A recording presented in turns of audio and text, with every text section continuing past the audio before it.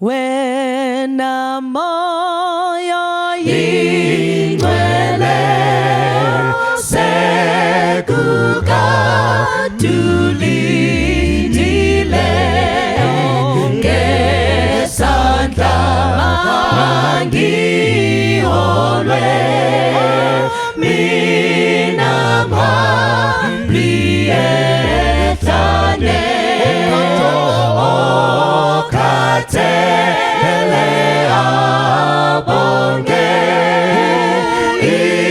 izilo duduzayo nyenyeza hambiwoza ngokuqondise ekhaya umhlobo wetosizayo uyathandaza amayo ungashiyi lapha kakhulu siyesaba izulu lituma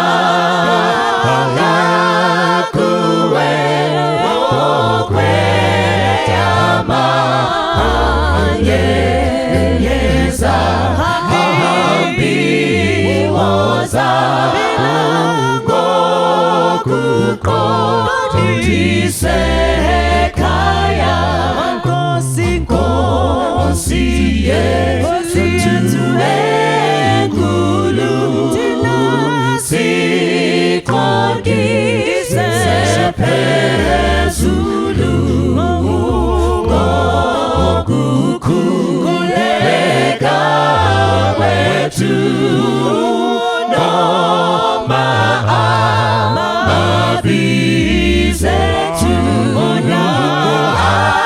akhona ezulwini izwi liyaphendula hambiwozala ngokuqondise ekhaya Nkosi yethu enkulu siqondise phezulu ngokukhuleka kwethu noma amabizethu akhona ezulwini izwi liyaphendula hambiwozala ngokuqondise ekhaya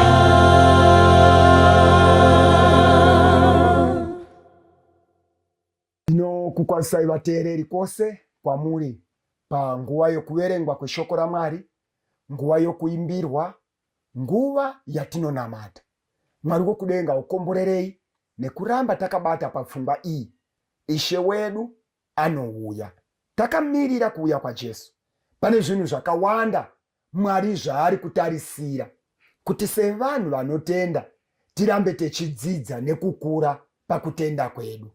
Regai tikurumidze tasvika panyaya yedu yatiri kuda kuverenga. Musoro wenyaya watinawo panguva ino muzuva ranhasi unotiwo Usape Dhiabhorosi nzvimbo. Ndo chidzidzo chatiri kuda kuita. Ndo kutenda kwevana vaMwari tine muvengi anova Dhiabhorosi. Mubhuku yaPeter wokutanga chapter 5 verse ndeya 8 inotiyo svinurai murinde nokuti muvengi wenyu Dhiabhorosi unofamba famba seshumba inorira ichitsvaka waingaparadza. Saka iyeyu muvengi uyu wevanhu vanotya Mwari, wevanhu vanonamata Mwari, anonzi Dhiabhorosi. Bhaibheri riri kutoti haisi hama yedu, haisi shamwari yedu. Svinurai murinde, so that hatitorwi nesurprise tikamuka tava mukembi yaDhiabhorosi. Saka panguva yekuparidzwa kweshoko, mupostori Pauro ari kutaura rimwe zuva, ndo yatiri kuda kubata kuna vaEfeso chapter 4 verse ya 27. Verse ya 27 ndichaiverenga panapa. Inotiyo musape Dhiabhorosi nzvimbo yabva yatopera. Ende ndo verse 27 painotangira nepairi kuperera. Musape Dhiabhorosi nzvimbo. Kana kuine chinhu chakagonwa mukembi yaMwari kuvanhu vese vanoda Mwari nevanonamata Mwari, chinhu chatakagonerwa hama yangu ndechekuti Satani agoni ungoti surprise atooma ndiri. Izvozvo mukana iwoyo Satani haana kuitenderwa. Kunyange akaita minana yerudzi rwupi, Dhiabhorosi haagoni kungoerekana atopinda mumwanasikana uyu. Haagoni kungoerekana apinda muna baba. Endaimobvunza vanhu vakaita upombwe, muvabvunze kuti zvakafamba sei. Havanongoerekana vatovata. Dhiabhorosi haabati zipa yemunhu. Munhu ndiye ega anodhisaidha kuti ndaakuita izvi. Mweya tsvina kana yapiwa rumu ndo inobva yazobatsiridza, but iwewe uriwo wavhura madhoo. Handimotondera kuti vadzidzi vaiva 12 paya, ende vari 12 kudaro muchiutondera here kuti vese havana upindo. Dhiabhorosi aitoedza pana John, achitoedza pana James, achitoedza pana Matthew, achitoedza pana Peter. Vaidonha vaitodonha vone zvimwe, but Dhiabhorosi apa akashayiwa mukana. Ndobva aona dhoo rakazaruka pana Judhasi. Ndobva apinda muna Judhasi. Ende Judhasi haapindwa. Mukaverenga chapter 22 yaLuke verse ya 3 inotiyo zvino Judas Iscariot, mumwe wavane 12 akati apindwa akasimuka. Apindwa nemweya yakaipa haagari, anosimuka. Asi vanoti tine mweya waMwari vakagara havagoni kupupurira Mwari wavo. Ipapo ndinobva ndaita mubvunzo, chokwadi here kuti paita mweya waMwari apa? Because mweya tsvina painopinda, munhu wacho anobva atosimuka otanga kutora action. Then vanonamata Mwari vobva vati tine mweya waMwari, voramba vakangogara. Votadza kushanduka pabehavior, votadza kushanduka pacharacter. Ini ndobva ndaita dambudziko. Mashizha maviri efodla isingatenderwe panyika nekudenga anopengesa munhu akaona zvisingaonekwi, akadya kudarika zvaaisingodya mazuva ese. Anopfuka jaketi agorara pazuva adya mashizha maviri. What more? Simba ramweya mutsvene riri kubva kuna Mwari, musiki wedenga nepasi, rakundikana sei kukushandura kuti uve nechimiro chakafanana nechaKristu. Musape Dhiabhorosi nzvimbo. Ukaona munhu ari kuita zvaari kuita, haana kutaimirwa naDhiabhorosi, but iye ndiye azarura madhoo. Regai timbomhanya mbijana tiende kubhuku yaMatthew, Matthew chapter 12. Regai tisvikepo pana Matthew chapter 12 tizwe pfungwa yakakosha iyi. Matthew chapter 12 verse ya 43. Bible rinoti panapa, zvino kana mweya wetsvina wabuda mumunhu, unopota panzvimbo dzisine mvura, uchitsvaka zororo, uchirishayiwa. Verse ya 44. Zvino unoti, ndichadzokera kumba kwangu kwandakabuda, asi uchisvika unoiwana isine chiro, yakanatswa, yakatsvairwa. Ndekubira kuti basade kunzwa vateereri. Bhaibheri rinotaura kuti kana mweya wetsvina ukanga wawanirwa nzvimbo ukapinda mumunhu, unogara.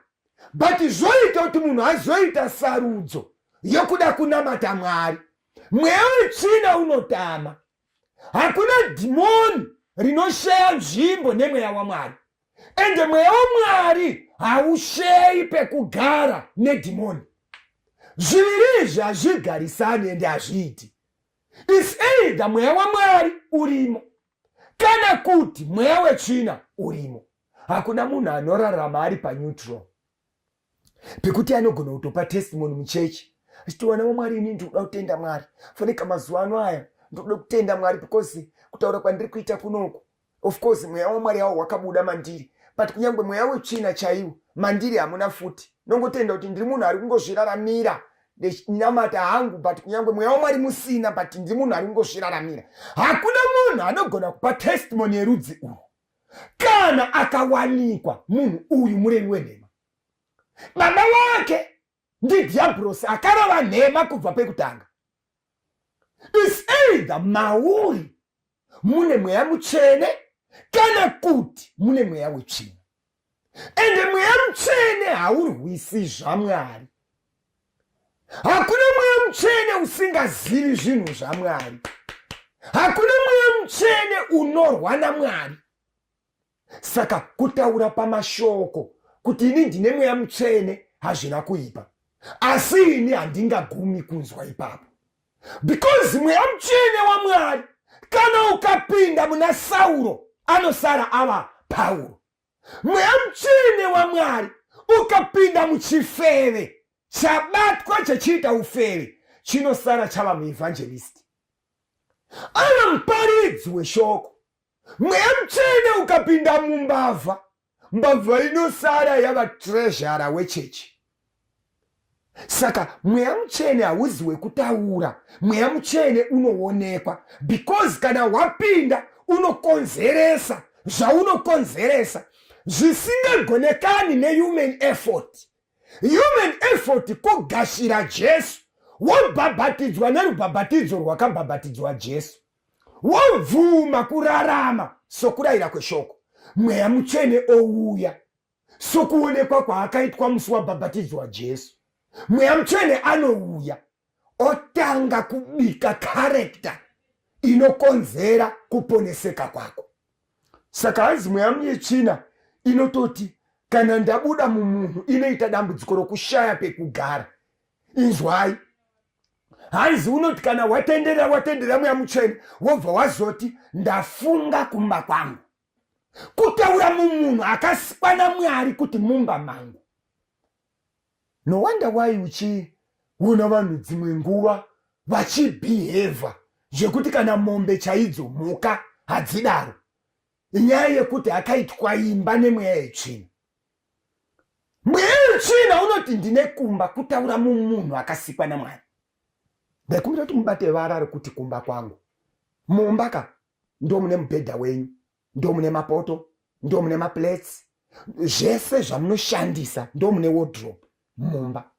Saka mweya wetsvina unoti magarire andinenge ndakaita mumunhu zvangofanana nemunhu ari mumba make, because zvese zvingagadzirira joy mukembi yemadhimoni mumunhu iyeye hauzvishayi, zvinenge zvirimo.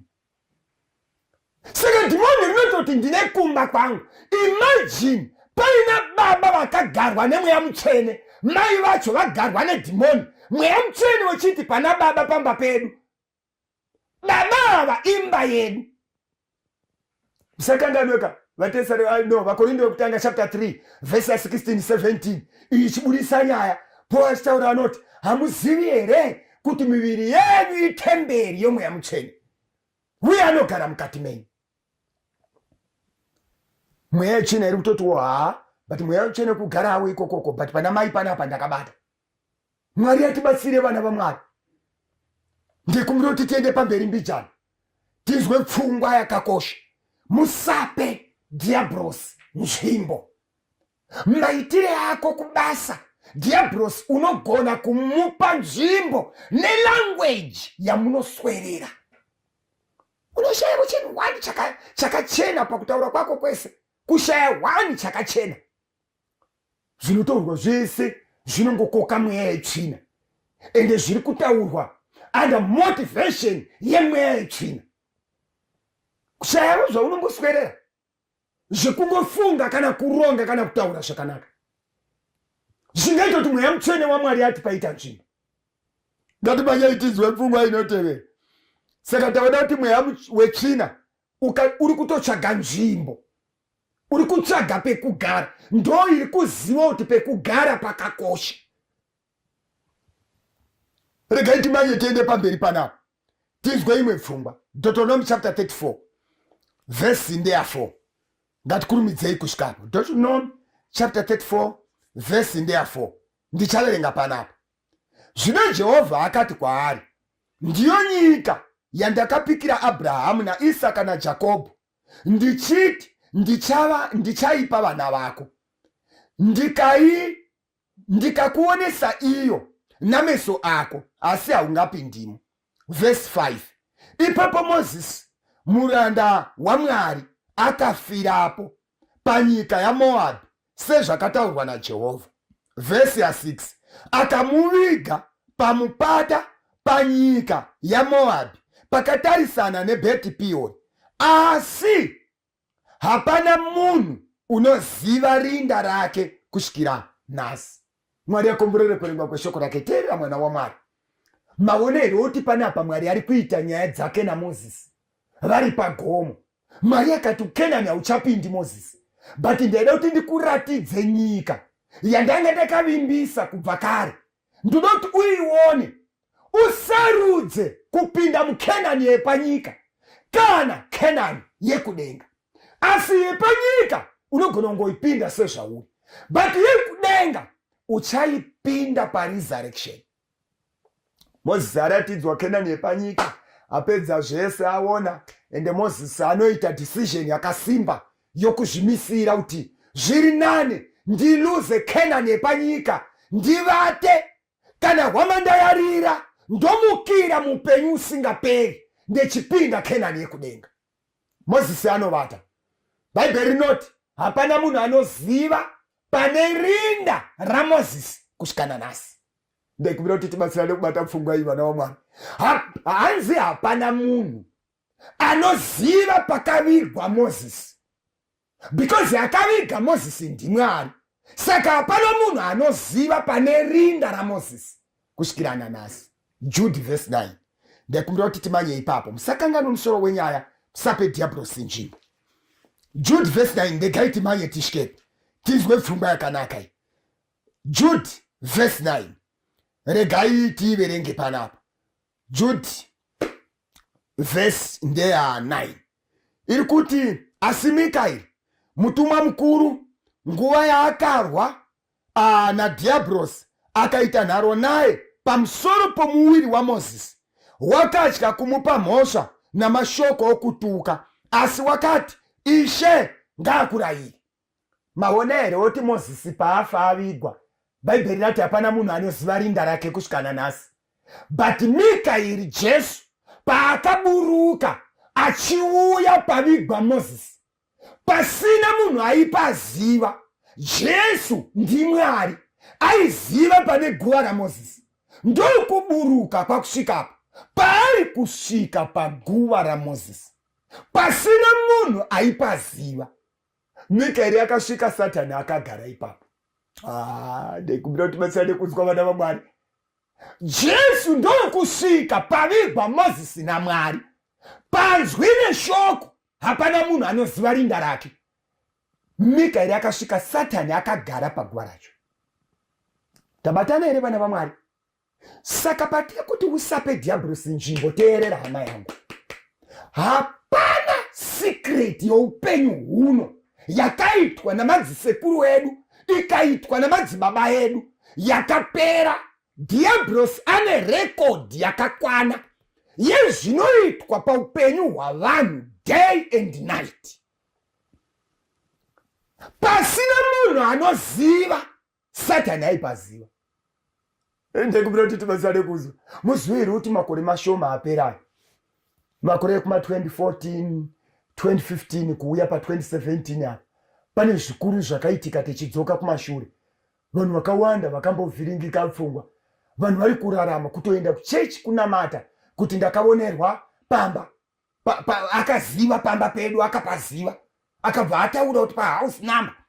Munhu kutoita serious nechinamato because aenda kuchurch, mukuru wechurch akataura house number. Iwe unoshamisa nekuzikanwa house number nefirst name yako. Chakashamisa ipapo chii hama yangu.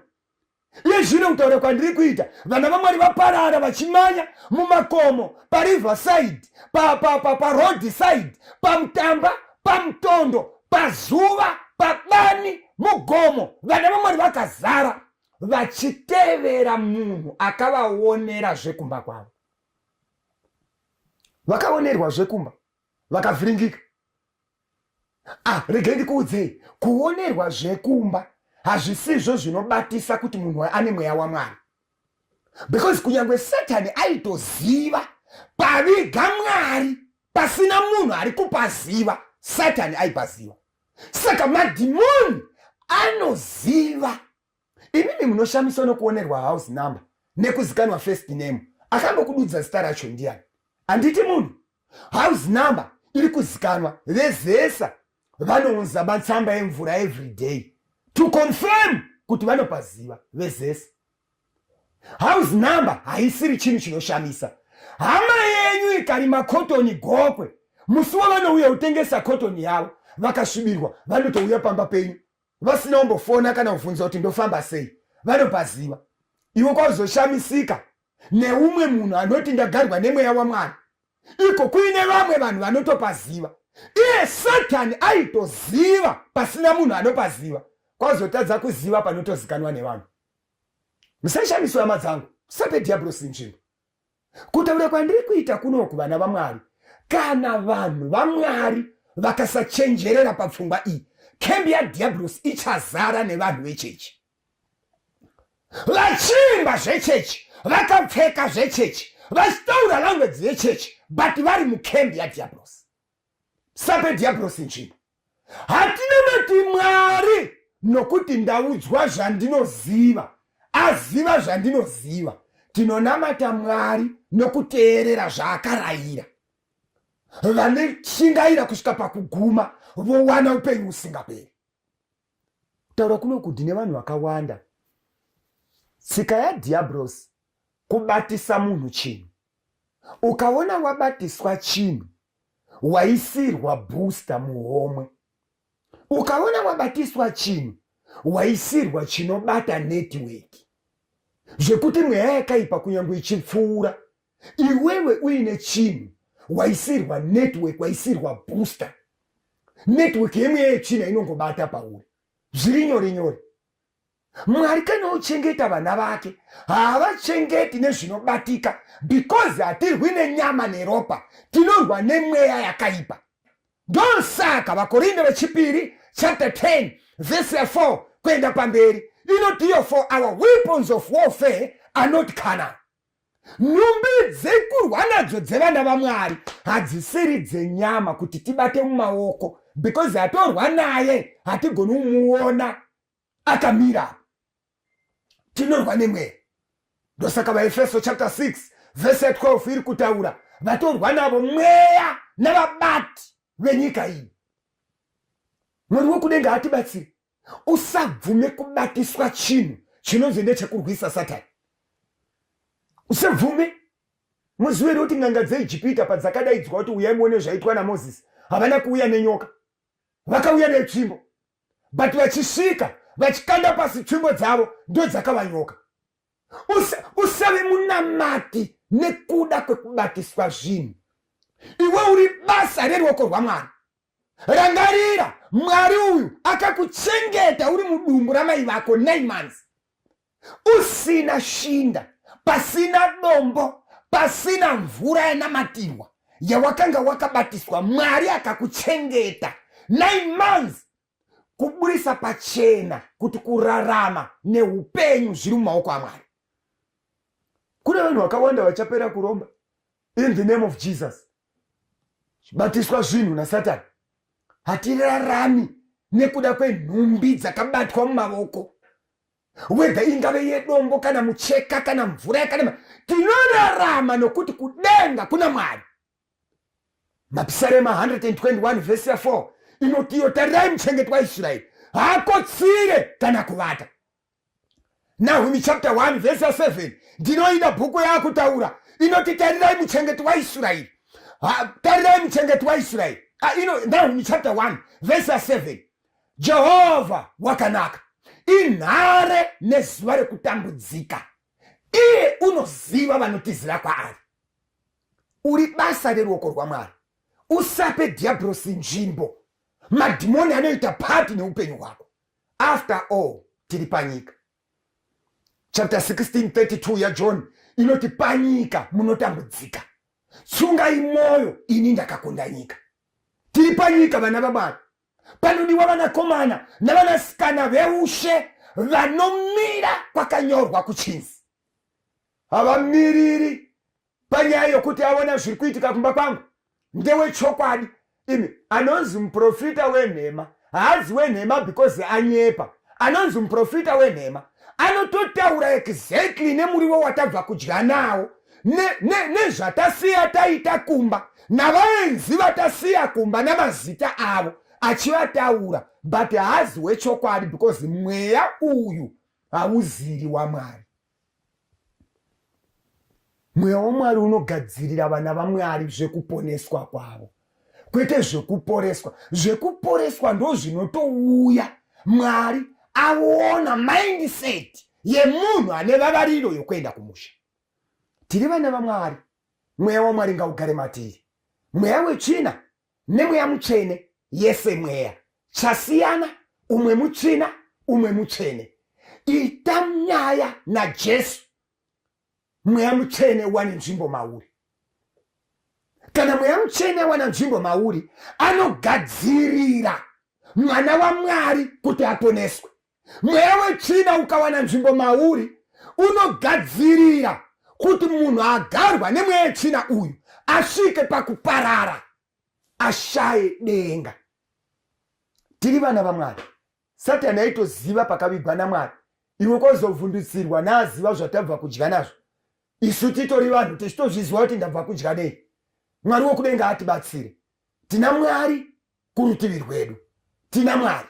Tiri vana vaMwari. Pedzesera Mapsalema chapter 34 verse 7.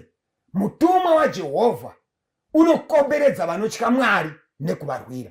Hatichengetwi nezvinobatika, hatidzivirirwi nezvekubatiswa navaprofita, tinodzivirirwa nengirosi yaMwari. Mwari wokudenga atiitire nyasha. Taura kwandiri kuita vanhu vatambura zvakabatwa, umwe ari kunetseka ndoita sei? Sanetseka hama yangu, zvakabatwa zvinorwa naMwari ngazvirashwe nezita raJesu.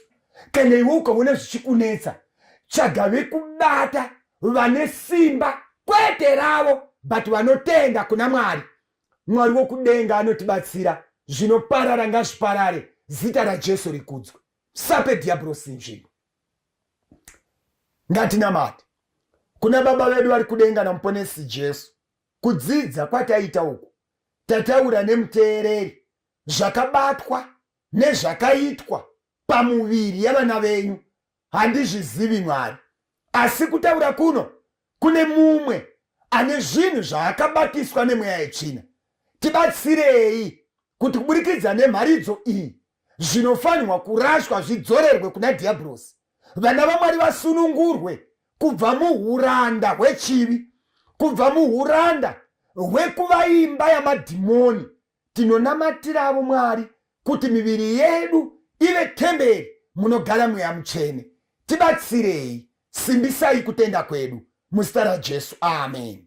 Uya mweya wakachena mundikomborerenyi, kuti moyo wangu ucha kukudza nguva dzese. Ndidzidzisenyi kukuda, kuziva zvakanaka, zvechikariro chembiri chinondipa kufara. Ndauya kune mwitenzi munozondibatsira, ndinosimbira kunemwi mundisvitse kumusha. Jesu wakanditsvakisa, ndanga ndiri mufambi, mudambudzo wandibvisa, ngeropa rake iri ndakashira mutsa wenyu, ndinomuitirenyi, ndipenyi kunaka kwenyu, ndosungirwa kunemwi, nguva dzese ndarasika kuva munzira yenyu, ndiri pano wangu Baba, batisa moyo wangu, ndiri pano wangu Baba, batisa moyo wangu, ndiri pano wangu Baba, batisa moyo wangu, ndiri pano wangu Baba, batisa